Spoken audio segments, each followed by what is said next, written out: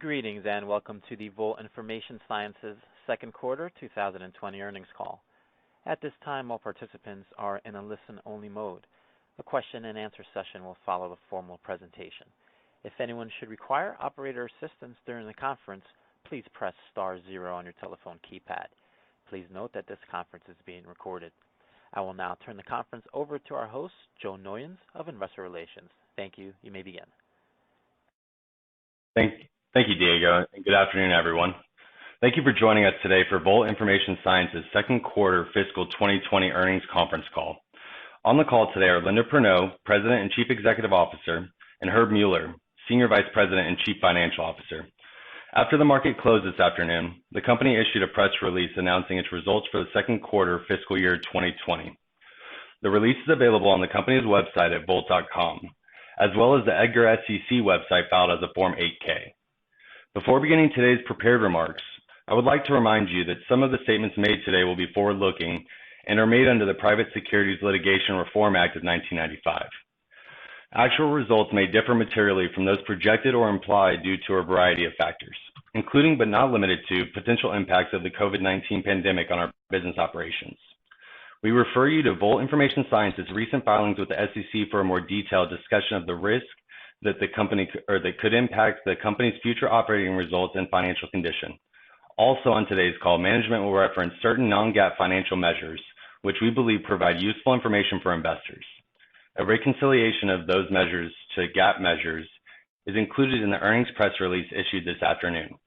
With that, I would like to turn the call over to Volt's President and CEO, Linda Perneau. Linda? Thank you, Joe, and welcome to our second quarter fiscal 2020 earnings call. I hope that everyone on the call is safe and healthy. The second quarter of 2020 was certainly an unprecedented one for our organization. The magnitude of the shelter-in-place mandates around the world, triggering a rapid shutdown of the global economy, was unlike anything we have seen in Volt's 70-year history. To that end, I would first like to thank our Volt colleagues around the globe for their incredible and resilient response to this health and economic crisis. As a talent company, the health, safety, and well-being of our teams has been and continues to be our top priority. Despite having a high percentage of colleagues working remotely, our talented and capable teams have risen to the challenge admirably, continuing to support our valued clients and field employees with the same high level of service they have become accustomed to from Volt. Today, I will provide an overview of our Q2 results and some high-level commentary on our response to the COVID-19 pandemic. Herb will provide a more detailed overview of our financial performance and the initial 2 phases of our cost reduction efforts. I will then share further details about phase 3 reduction efforts, some of which were introduced during our annual shareholder meeting, followed with some recent trends we are realizing as reopening phases begin. As we had previously reported, in the first 6 weeks of the second quarter, we were experiencing favorable revenue trends across all business operations. In our North American staffing segment specifically, revenue from both contracts and direct hire were showing improvements from not only Q1 2020, but also when compared to prior year, same time period. Of course, in mid-March, the COVID-19 pandemic drastically impacted our operations around the globe, resulting in immediate client shutdowns, substantive reduction in demand, canceling of open orders, and ending of assignments. Demand was most impacted in industries such as non-essential manufacturing, automotive retailers, aerospace and defense, and retail support operations. Partially offsetting the declines were increases across our branch network, as well as in contact centers, food and agriculture, and the addition of COVID-19 related support roles for essential businesses. Despite the valiant effort of teams across the globe, the new business opportunities were not sufficient to offset the COVID-19 related declines. During the quarter, adjusted revenue declined 14.1%. Operationally, the work we have done over the past 16 months prepared us to respond quickly when the national and global shutdowns occurred. The operational, back office, and technological efficiencies and enhancements we previously made were paramount to successfully moving to the sustainable remote environment we are in today. We took swift action to ensure the safety of our Volt colleagues, valued clients, and field employees. We mobilized efforts to support ongoing and rapidly fluctuating client demands in both essential and non-essential businesses, and guided many through uncharted territory. In response to the revenue decline, we have taken decisive and significant actions to reduce our overall SG&A in the short term and longer term. These actions align with substantive COVID-19 related impacts, leaving Volt well poised and positioned as business conditions improve. I am proud to work beside our current leadership team and board of directors during these trying times. All of our executives and many of our directors have held leadership roles through tough global economic environments. We entered the pandemic with solid momentum and remain steadfast in our commitment to navigate through the COVID-19 pandemic and capitalize on new opportunities as the nation recovers. Let me now turn the call over to Herb to review the quarter's financials. Herb? Thank you, Linda, and good afternoon, everyone. Revenue for the second quarter of fiscal 2020 was $207.3 million. Adjusted revenue, which excludes the effects of the businesses exited, the impact of clients shifting to a managed service delivery model, and foreign currency translations, decreased 14.1% year over year. As we stated in our previous earnings call, revenues for the month of February trended better than January, and the first 2 weeks of March were trending in line with our expectations. The full impact from COVID-19 started to reflect in our revenues during the last 2 weeks of March and into April, with revenues for that period decreasing between 15 to 20%. This was particularly true for our direct hire line of business, which recorded a positive year-over-year revenue comparison for January and February, followed by a flat March as we began to realize the effects of COVID-19, with the biggest impact reflected in the month of April, as many of the roles were put on hold and shifted out into later in our third quarter, resulting in a 22% direct hire revenue decline during the second quarter. After hitting a low point in the week ending May 10th, revenues have sequentially increased. As more states gradually loosen their restrictions on physical business locations and activity, we anticipate that our revenue outlook for the latter part of June and July will improve. Looking at our business segment results, North American staffing represented 84% of overall revenue during the second quarter. Revenue from this segment was $173.4 million, with operating income of $2.6 million, consistent with a year ago. Adjusted revenue decreased 14.9%. The decrease is primarily attributable to the decline in demand beginning in mid-March related to COVID-19. As I mentioned, the revenue trends we saw early in the quarter prior to this impact were tracking to deliver sequential improvement compared to the first quarter. Our international staffing business with revenue of $24.3 million, which represented 12% of total revenue in the second quarter, had operating income of $200,000. Adjusted revenue decreased by 13.2% year over year, primarily due to adjustments of work orders related to pending statutory legislation changes in the UK.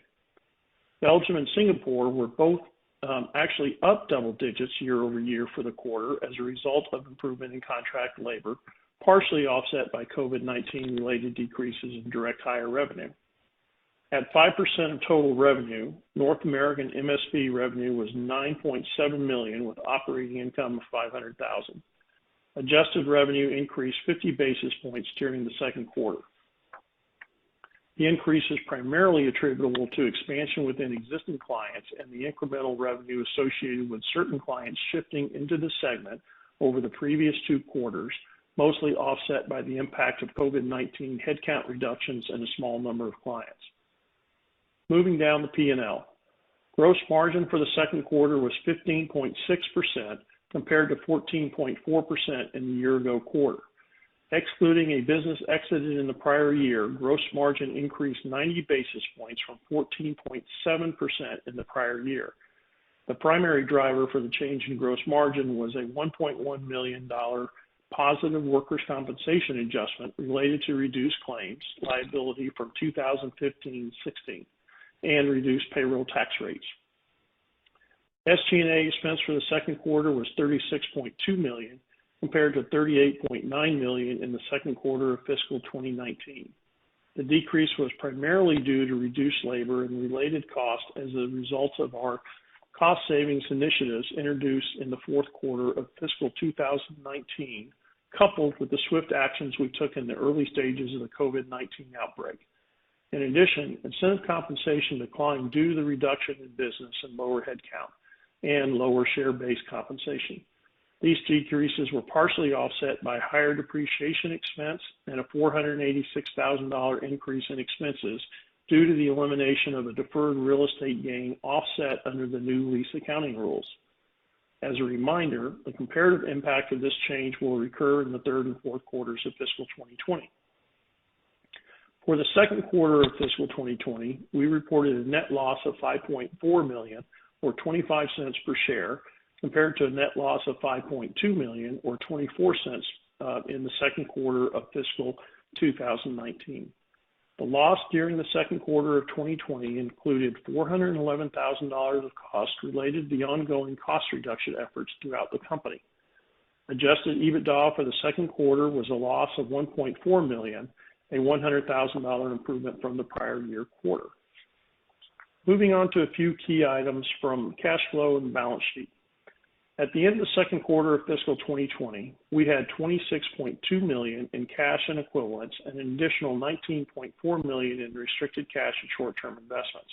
Our long-term debt was $60 million, and we have total available liquidity of $12.1 million. During the quarter, we drew down an additional $5 million to ensure additional flexibility on our end. We have a positive relationship with our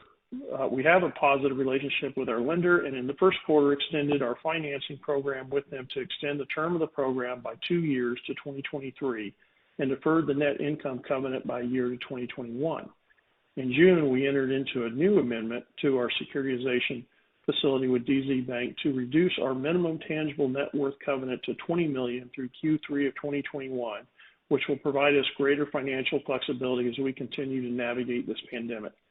We also decreased our maximum credit available under the facility from $115 to $100 million to better reflect our asset base level and to reduce borrowing costs going forward. As a reminder, the average interest rate in our long-term debt is approximately 3%, and there are no principal payments required during the term of the loan. We generated $2.9 million in cash flow from operations in the second quarter, with capital expenditures of $1.7 million. Next, I'll review the recent actions we've taken prior to and in response to the COVID-19 outbreak. During our earnings call in January, we announced phase 1 of our cost savings plan, which included an expected $3 million in fiscal 2020 savings through the offshoring of certain U.S.-based back office functions. During our investor call on April 14th, we shared phase 2, which consists of a number of additional cost-saving measures that were swiftly executed and raised our targeted fiscal 2020 savings to $9 million. We're pleased to announce that our first phase is substantially complete, with all but a handful of targeted positions transitioned to our facility in Bangalore, India. We transitioned 133 positions, which will result in annualized savings of $6.6 million. We will see over $3 million in savings in this fiscal year. We're also on track to reduce our costs an additional $6 million in FY20 from a combination of furloughs and permanent headcount reductions. In a few minutes, Linda will walk you through the phase 3 savings. Through the passage of the CARES Act legislation in March, we were able to defer the payment of the Social Security portion of our calendar 2020 payroll taxes. Based on our current payroll, we will likely defer $22 to $24 million of payments this calendar year. Half of this balance will be due at the end of calendar 2021 and the other half due at the end of calendar 2022. This action will provide greater financial flexibility for Volt over the next 18 to 24 months. We have also reviewed many other U.S. federal and international programs that have been offered in recent months, but we are either ineligible to participate or the programs are so restrictive that it does not make sense for us. We continue to monitor these programs as additional modifications are announced to determine if accessing these programs would be feasible going forward. In conclusion, based on the situation analysis we have done incorporating multiple revenue declines and recovery timelines, we believe that because of the actions we had taken prior to the start of the COVID-19 outbreak and additional steps taken since, we have sufficient liquidity to endure the near and medium-term effects of the COVID-19 pandemic. I will now turn the call back over to Linda, who will give greater detail on the second quarter and review our strategies. Thank you, Herb. As Herb discussed, over the last several quarters, we have announced a series of prudent cost savings initiatives designed to further align our cost base with current performance levels and provide for additional financial flexibility longer term. During our annual shareholder meeting on April 21st, we introduced the initial actions of our Phase 3 plan, and today I will share the additional actions that have since been implemented that will allow us to reduce spending, preserve financial resources, and strengthen our balance sheet, specifically in response to the prolonged COVID-19 impact. Phase 3 actions include a temporary pay cut for myself and Herb, reduced fees for the directors, a substantial reduction in incentive plan compensation, temporary suspension of the company's match to retirement accounts, a broad-based hiring and salary freeze, additional reductions of headcount and extension of certain furlough periods, and the closure and or consolidation of underutilized real estate throughout North America. These actions, combined with the Phase 1 and Phase 2 actions Herb previously discussed, add an incremental $5 million, bolstering 2020 savings to approximately $14 million, and an additional $18 million in 2021. By the end of fiscal 2021, we will have reduced SG&A by $32 million in a period of 24 months. These substantive actions bolster Volt's financial position during this health and economic crisis and beyond, while still allowing us to maintain sufficient resources to properly prepare for post-crisis growth and aggressively resume our transformation journey. Let me shift now to the trends we are seeing across the business as various phases of reopening are enacted. The majority of the COVID-19 impact was felt from mid-March through the end of April, hitting the lowest levels during the last 2 weeks of April and carrying forward into May. The bottom point was not as we had expected, rather it was a bit more prolonged, dipping to roughly a 20% decline for the month of April.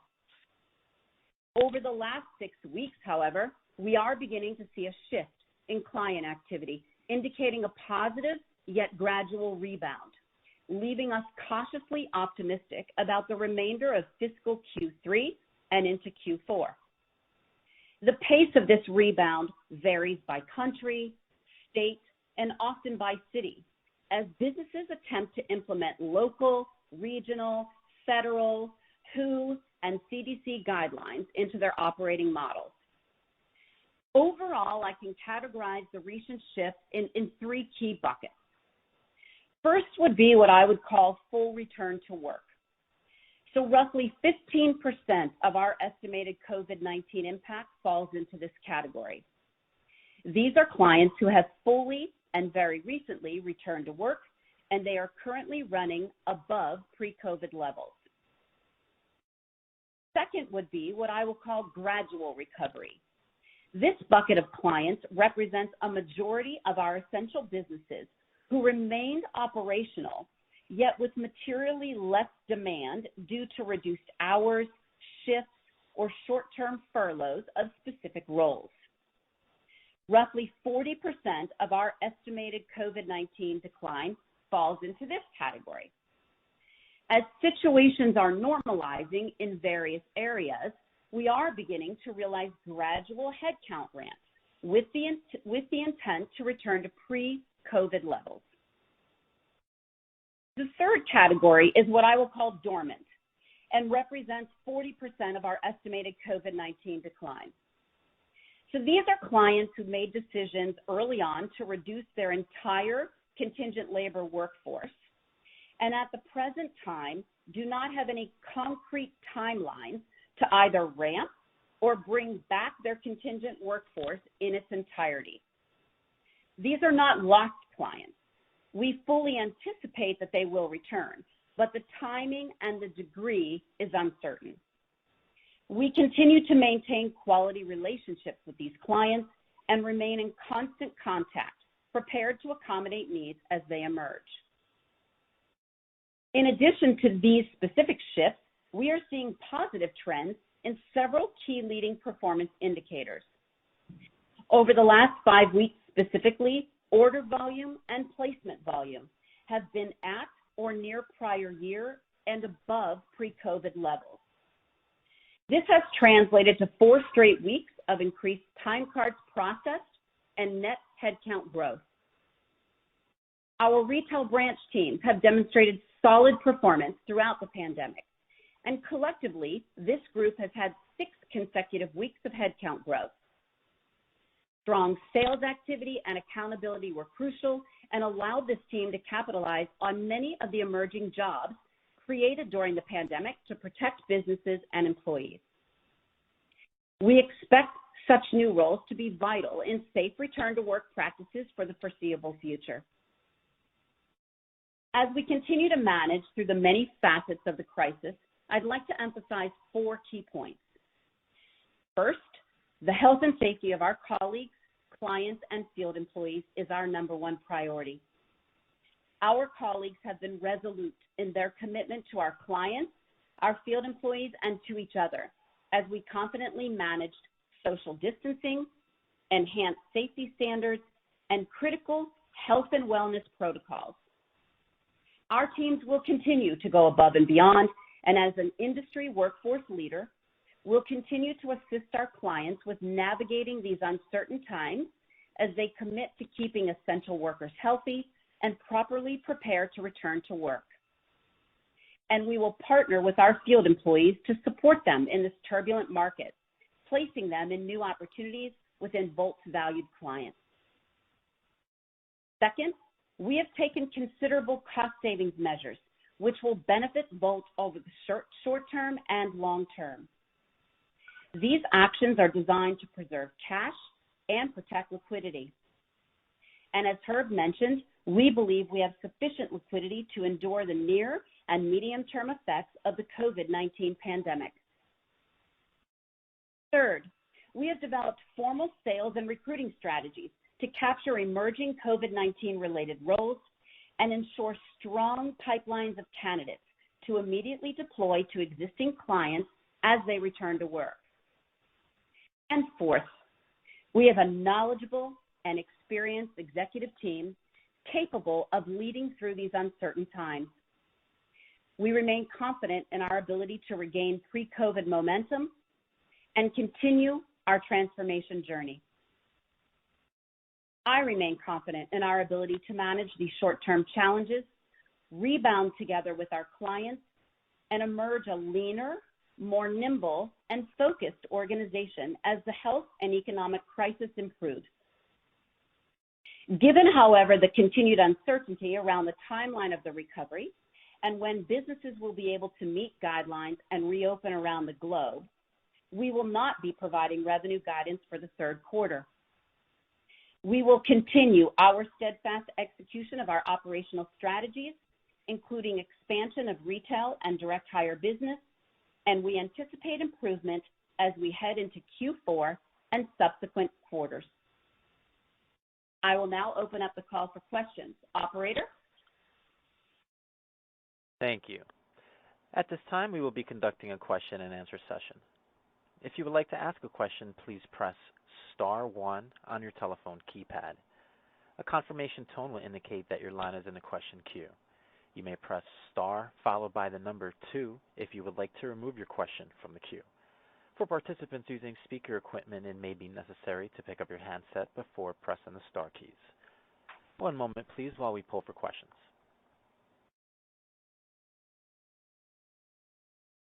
Our first question comes from Josh Vogel with Sidoti. Please state your question. Hey, Linda and Herb. Good to hear you guys. You too, Josh. Thank you. My first question, there was a line in the press release and you talked about it, but these opportunities are being created to meet COVID-19 specific demand with new and existing clients. I was wondering if you can maybe quantify this, talk about the nature of this work, expected duration, and then maybe, if possible, kind of break it down. Are these opportunities being seen more so from the existing client base, or is this just new business, new clients altogether? Thank you. Yeah, so I'll take that. It's a combination of both. So we quickly identified ways that we were able to support our existing clients as they, particularly the essential businesses, as they needed to be operational during the pandemic.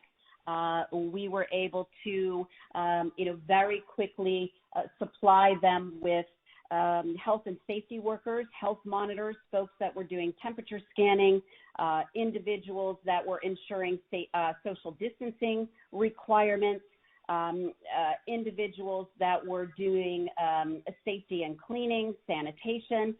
So those were the types of positions that we saw quickly emerge with our existing client base.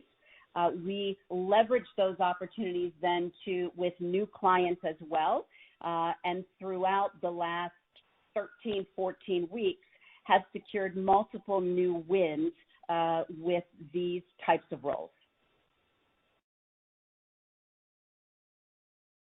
Okay, that's helpful. Thank you.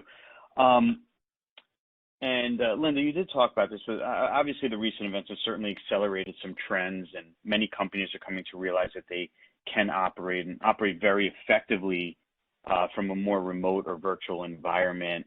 It seems like you're seeing this too, and it does open the door for potential cost-cutting maneuvers. You did mention on the potential real estate footprint, and you did talk to more cost savings. But other areas where we could think about with these SG&A cost cuts that have come about because of the ability to work so effectively remotely, and is that going to be kind of a new norm for your business?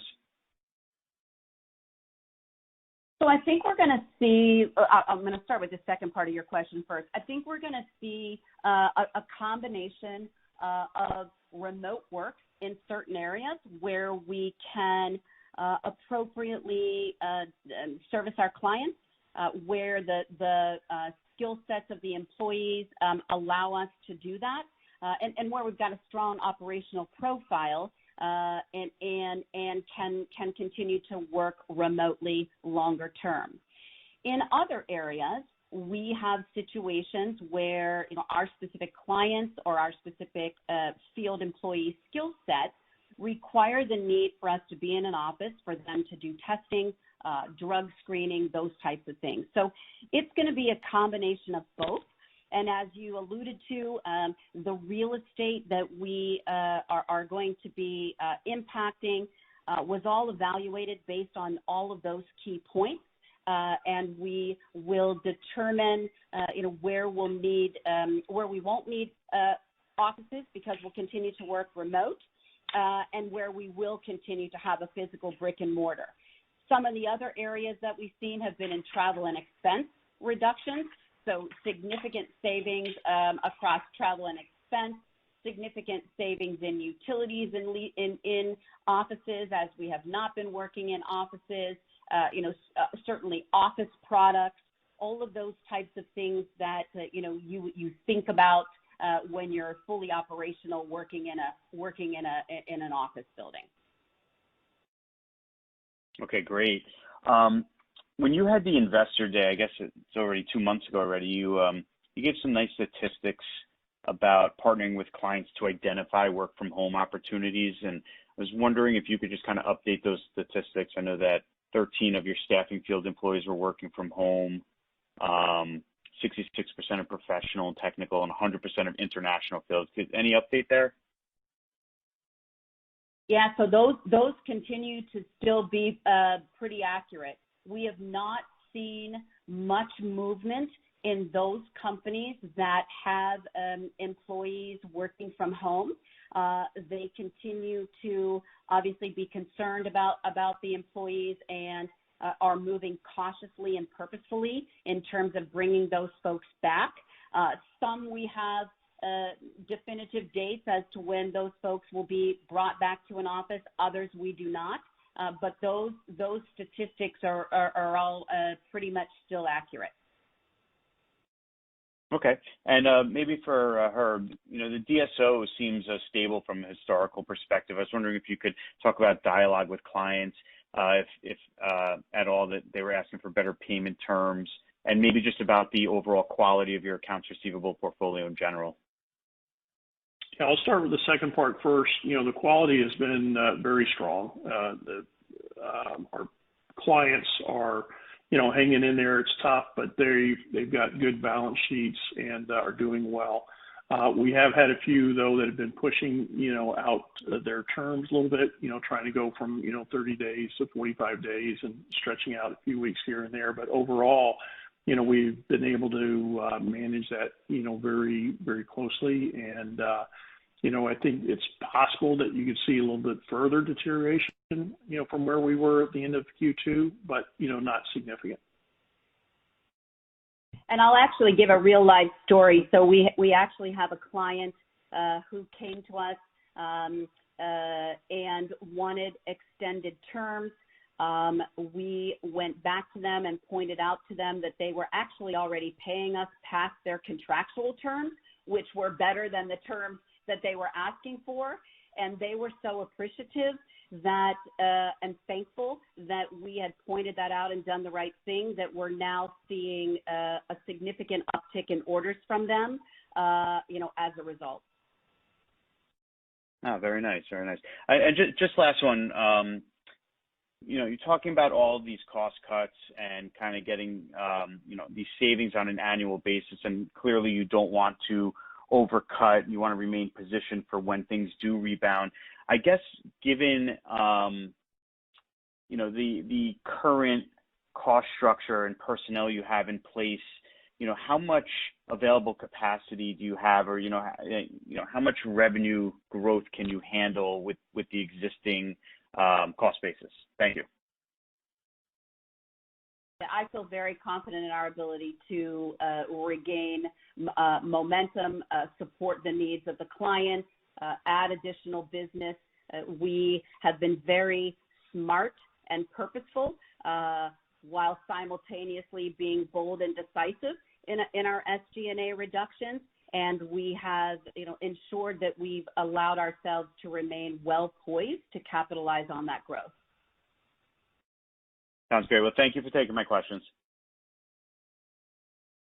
Thanks, Josh. Thanks, Josh. Our next question comes from Ray Miller. Please go ahead with your question. Hey, guys. Thanks for taking my call. This is for Herb.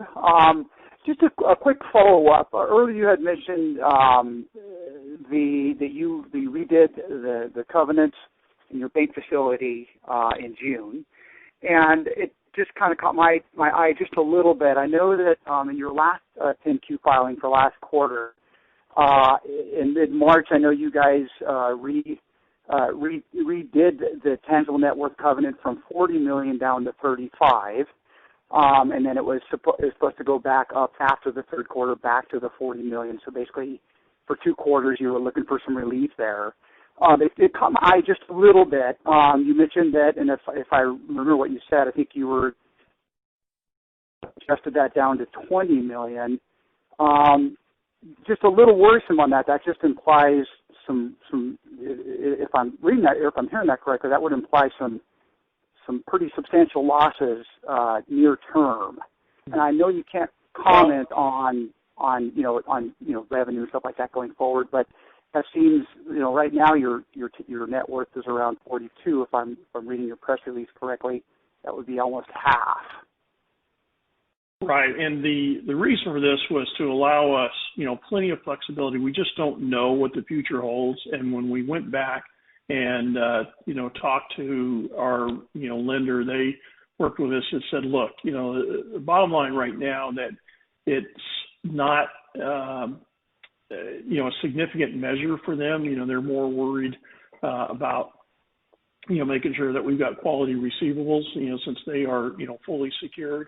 So basically, we just went ahead and dropped it down to a number that, we're very, very comfortable that, we wouldn't be in a position where 6 months from now that we'd have to go back and make an adjustment. Okay. I totally understand that. And I think it's, the big positive for me is that, last quarter or, recently you guys have extended that and got that out to 2023, which is great for liquidity. Just one, the kind of tag teaming with that is just a question of your overall liquidity. I know as of the end of last quarter, you had around 17 or so million in liquidity. I know you mentioned earlier in this call that you've got about 12 million. Again, kind of tag teaming with changing that covenant to 20 million tangible net worth, assuming obviously difficult environment and some losses coming up. Are you still comfortable? If you can just address just a little bit about your liquidity position. I know Linda had mentioned, basically, you guys are in great shape, near term and medium term, which is comforting. But can you just kind of address, went down from 17 available liquidity, now you got about 12. How does this look going forward, given that, again, you're going to be, I'm implying some losses, obviously, with the net worth, and I know that's for cushion and stuff like that. But if you can just address that, that'd be great. Thank you so much. Right. No problem, Ray. So basically, again, as we stated, we feel comfortable that we have, this handled, and, we don't expect, significant losses, from this. And, I think we're in good shape, but we just wanted to make sure that we had the flexibility that we need. Okay. All right. That's great. Thank you guys so much. I appreciate it. Mm-hmm. Thank you. And just a reminder, ladies and gentlemen, to ask a question at this time, simply press star one on your telephone keypad. Star one to ask a question. We'll pause for a couple moments to see if there are any questions. Thank you.